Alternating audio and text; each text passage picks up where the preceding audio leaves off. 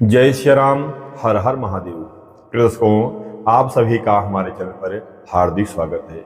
आज के इस वीडियो में बात करेंगे सावन माह सोमवार व्रत का उद्यापन कैसे करें और सावन माह का उद्यापन कैसे करें। सावन माह सोमवार उद्यापन की विधि क्या है, उसका नियम क्या है और सावन माह का उद्यापन कैसे करना चाहिए, किस विधि से करना चाहिए, उसका नियम क्या है। संपूर्ण जानकारी सावन माह सोमवार और सावन माह की उद्यापन की इसी वीडियो में प्राप्त हो जाएगी। ध्यान रखिए, सावन माह सोमवार का उद्यापन अवश्य करना चाहिए। सावन माह को पावन, पुनीत और पवित्र माह कहा गया है। यह भगवान महादेव जी को समर्पित होता है। सावन माह में जितने भी सोमवार पड़े, चाहे 4 सोमवार पड़े या 5 सोमवार पड़े, उतने सोमवार का व्रत करना चाहिए। और जब आखिरी सोमवार पड़े तो उसमें व्रत का उद्यापन करना चाहिए। जो लोग सावन माह का नियम अपनाते हैं, सावन माह का नियम करते हैं, उन्हें सावन माह के आखिरी में अर्थात पूर्णिमा को उसका उद्यापन करना चाहिए। जैसे कोई व्रत हम उठाते हैं, कोई व्रत करते हैं, उसका समापन करने से, उसका उद्यापन करने से अधिक पुण्य की प्राप्ति होती है, अधिक लाभ प्राप्त होता है। इस बार 2025 में सावन माह का शुभारंभ, सावन माह का प्रारंभ शुक्रवार 11 जुलाई से हुआ है। इसमें 4 सोमवार पड़े हैं।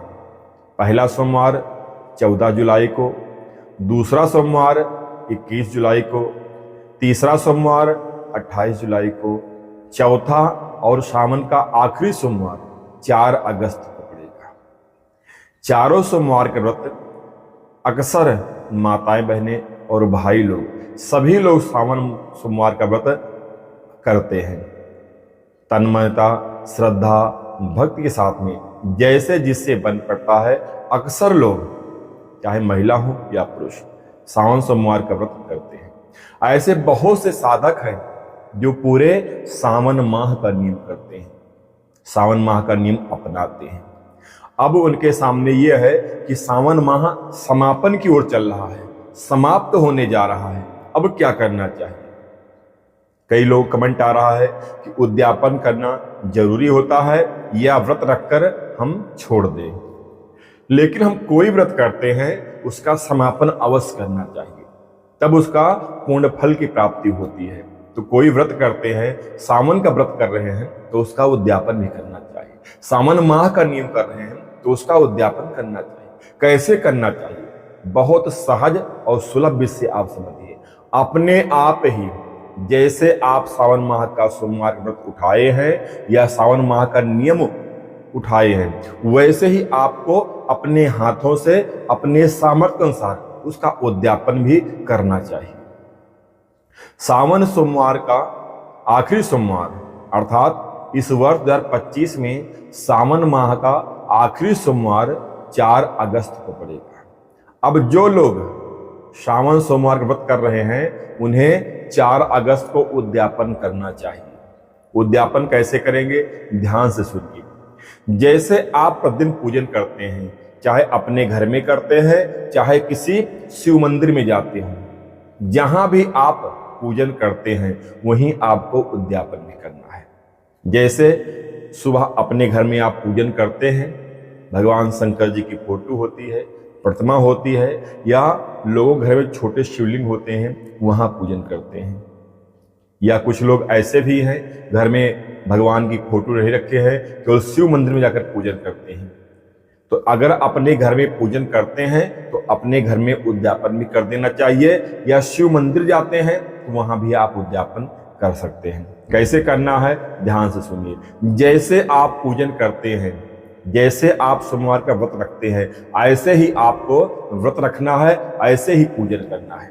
उद्यापन में क्या आपको जोड़ना है, जैसे भगवान महादेव जी के लिए वस्त्र है। अब वस्त्र का यह समझिए कि आपकी सामर्थ्य, अपने सामर्थ्य के अनुसार भगवान को धोती, कुर्ता, गमछा भी हो सकता है, या एक अकेला गमछा भी हो सकता है, या एक अकेली सफेद रुमाल भी हो सकती है। जो आपकी सामर्थ्य हो उतना ही करना चाहिए। भगवान तो आपके भाव के भोगी हैं, लेकिन सामर्थ्य आपकी है और आप रुमाल अर्पण कर रहे हैं, तो यहां पर गलत है। जैसे जिसकी सामर्थ्य हो वैसे ही उद्यापन करनी चाहिए। तो जो भी जिसकी सामर्थ्य जैसे हो, या धोती कुर्ता गमछा, या अकेला धोती ही, या अकेला गमछा ही, या एक रुमाल ही, सफेद वस्त्र और कुछ सीधा दाल चावल आटा कुछ दक्षिणा, सफेद चीज का दान, दूध का दान हो, चीनी का दान हो, चावल का दान हो, कुछ भी आपको दान करना चाहिए। और कुछ मीठा, जितना आपकी सामर्थ्य है, 100 ग्राम 50 ग्राम 200 ग्राम 250 ग्राम, जितना भी आपके पास सामर्थ्य है वो आप कुछ मीठा ले लीजिए। एक वस्त्र हो गया, दूसरा कुछ फल हो गया, तीसरा कुछ मीठा हो गया, चौथा आपका जो है सीधा खुराक हो गया, पांचवा आप दक्षिणा कुछ रख लीजिए अपनी सामर्थ्य के अनुसार। जहां आप पूजन कर रहे हैं, चाहे अपने घर में पूजन कर रहे हैं, वहां पूजन करने के बाद में भगवान के सामने सारी सामग्री हाथ में लेकर भगवान से प्रार्थना करें, निवेदन करिए, भगवान हमने आपका सावन सोमवार का संपूर्ण व्रत, चारों सोमवार का व्रत किया है। हे भगवान, जैसे आपने हमारे व्रत की रक्षा की है, वैसे ही सदैव हमारे ऊपर अपनी असीम अनुकंपा बनाए रखिएगा। हमारे ऊपर, हमारे घर परिवार पर आप अपनी कृपा दृष्टि बनाए रखिएगा। भगवान आप उद्यापन स्वीकार कीजिए। सब उठाकर भगवान को छुआकर, भगवान को स्पर्श कर रख दीजिए। बाद में आप किसी सुपात्र सुयोग्य ब्राह्मण को आप दान दे सकते हैं। अगर मंदिर में जाते हैं, मंदिर में आप पूजा करते हैं, तो यही प्रक्रिया वहां पर भी है। पूजन अर्चन वंदन करने के बाद में जैसे आप पूजन करते हैं वैसे आप पूजन करिए। दान की सामग्री लेकर भगवान शंकर जी के पास तथा शिवलिंग के पास बैठकर मन में यही भाव उत्पन्न करते हुए शिवलिंग को स्पर्श कराकर वो सामान वहां पर पंडित जी हों या जो कोई रह रहे हों उनको आप वहां पर दान दे सकते हैं।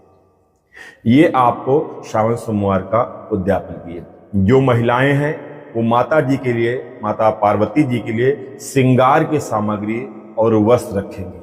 अब वस्त्र में क्या है, आपको पूरा वस्त्र साड़ी साया ब्लाउज हो गया, नहीं सामर्थ्य है तो एक चुनरी भी हो गई, एक दुपट्टा भी हो गया। जो भी आपके पास सामर्थ्य हो वो वस्त्र ले लीजिए।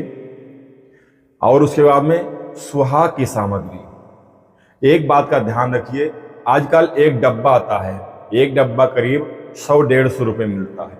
उसमें इतने इतने से छोटे से कंघी, छोटे शीशा, छोटे से सामान, क्रीम पाउडर सब रखे, उसका कोई मतलब नहीं है।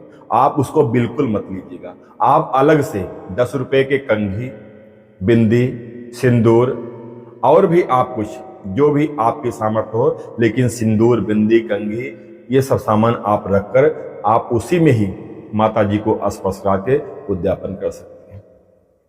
महिलाएं भगवान शंकर जी के लिए और माता जी के लिए दोनों को उद्यापन करेंगी। अगर माता जी का पूरा वस्त्र इकट्ठा किए हैं, साड़ी इत्यादि और सुहाग की सामग्री, तो शंकर जी के लिए आप एक गमछा या एक रुमाल ले लीजिएगा और शंकर जी को, माता जी को स्पर्श करके उसे आपको दान कर देना है।